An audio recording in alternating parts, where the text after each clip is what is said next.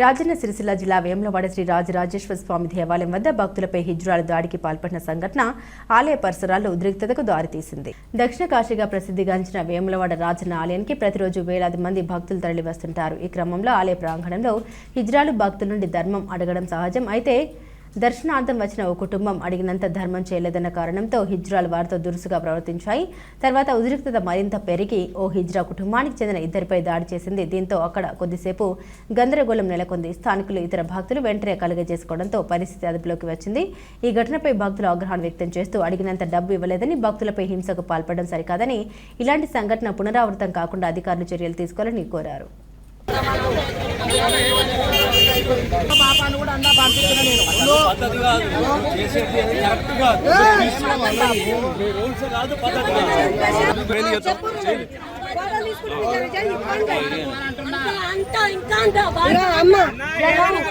భక్తులు ఇబ్బంది పెట్టద్దన్న దర్శనానికి వస్తాం, ప్రేమతో అడుగుతూ ఇస్తాము, లేకపోతే లేదు.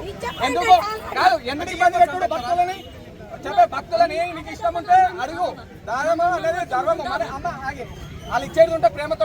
తిరుపతి కాడ లేకుండా చేసిర్రా, ఈడ కూడా ఇలా లేకుండా చేద్దాం.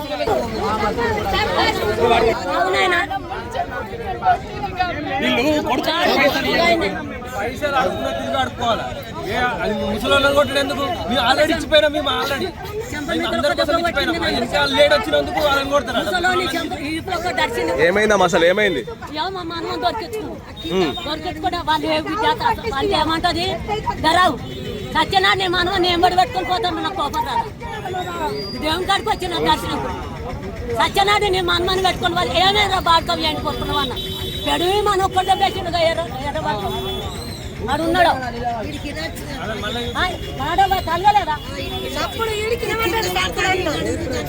తలగేదానికి కానీ ఒక్కటి దిప్పు మనే తలకాయ నాకు.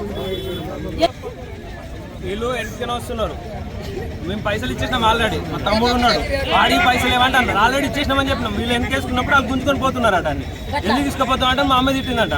తిట్టినందుకు వీళ్ళు కొట్టింది, మా తాతను కొట్టింది. మేమే ఇంతవరకు మా అమ్మని ముట్టాలని చేయాలము, తిట్టలేము కూడా. రోడ్డు కొట్టాలని